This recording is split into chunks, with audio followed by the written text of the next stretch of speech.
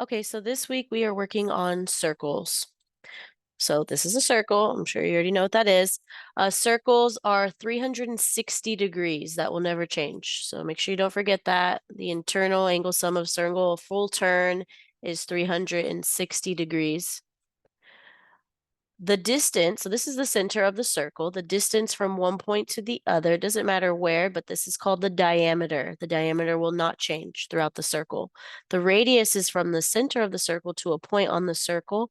Radius also does not change. Circumference is the distance around. So instead of perimeter, we say circumference. It's the distance around since this is circular. It's different.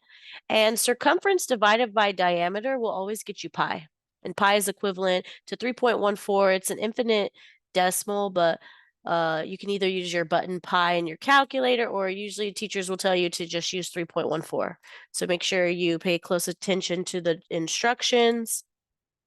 And let me go to the other calculator. So make sure you pay close attention to the instructions on whether to use pi, which looks like this on the calculator, or to use 3.14. When using pi, you will get a more accurate answer when dealing with area or circumference. And when using 3.14, you get more so like an estimate since you're rounding the decimal.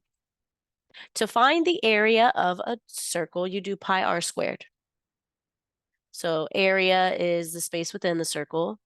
Let's say the radius was 5. If the radius is 5, then you're doing pi times 5 squared, which is 25 pi. Do that right. PEMDAS, exponents first. 25 pi in your calculator is equivalent to this. So you can see if I do 25 pi, it looks like that. If I do 25 times 3.14, it's going to be a estimated answer, and it looks like that. So you can see this is the more accurate answer. Circumference is 2 times pi times r. So if the radius is 5, you're doing 2 times pi times 5. That gets you the circumference. Or you can do, if they tell you to use 3.14, you do 2 times 3.14 times 5. Diameter is double the radius. So let's say the radius is 5. That means the diameter is 10. If the diameter is 10, the radius is 5. So the radius is always half of the diameter. There are other formulas you can use to find. There's going to be more challenging things that you'll be doing, and I'll show you on Khan Academy. Let me pull that up.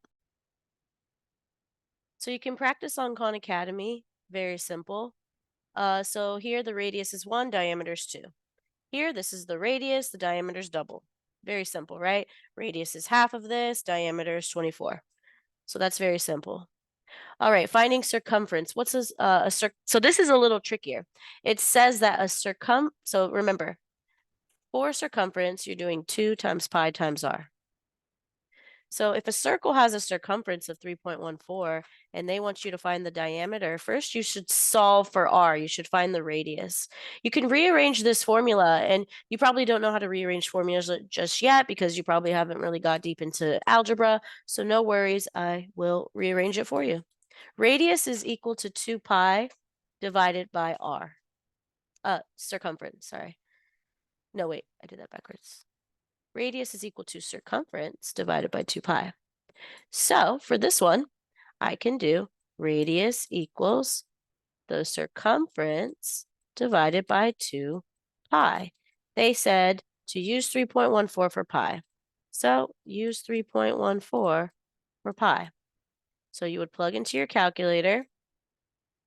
Uh-oh, where'd my calculator go? You would plug into your calculator 3.14 divided by 2 times 3.14. You probably want to put this in parentheses so you know the calculator calculates that first. There's your answer. The radius is 1/2. So if we doubled that, we get the diameter. The diameter is 1. So this is a little trickier to do. Just remember, radius equals circumference divided by 2 pi. I would write that down. A circle has a circumference of 50.24. What is the radius? The same thing. Circumference divided by 2 times pi.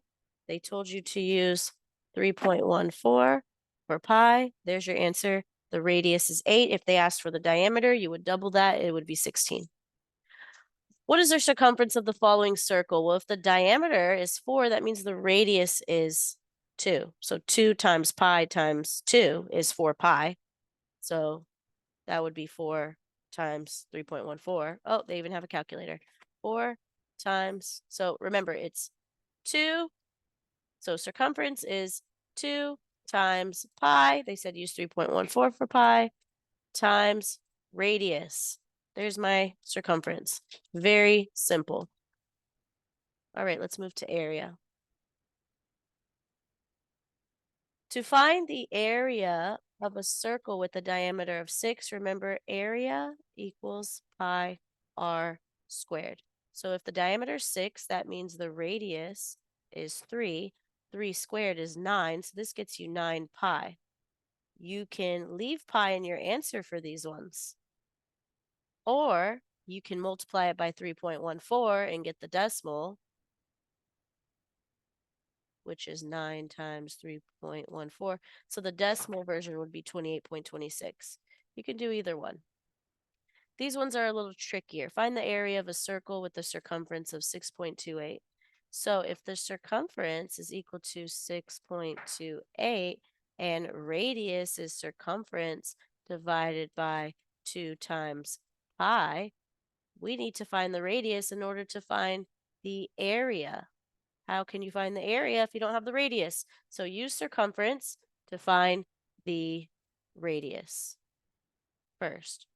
6.28 divided by 2 times 3.14 gets me 1.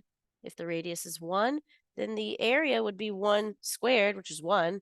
1 pi, which is just anything times pi, is it just 3.14. Find the area. This is also 3.14. This is basically the circle we just did. What a coincidence. All right. The radius for this one is 4. So you would do pi r squared. Pi times 4 squared, which is 16 pi. Or you can do 16 times 3.14 to get the decimal answer. And I typed it in wrong. And there we go. You can also practice the more challenging part on Khan Academy. It's not going to be on the worksheets that I give, but it's good practice. So here, find the circumference of this circle. Well, this is 1/4 of a circle. So in order to find the circumference of this, I would find the circumference as if this was a whole circle, and I would either divide by 4 or multiply by 1/4, since this is 1/4 of a circle.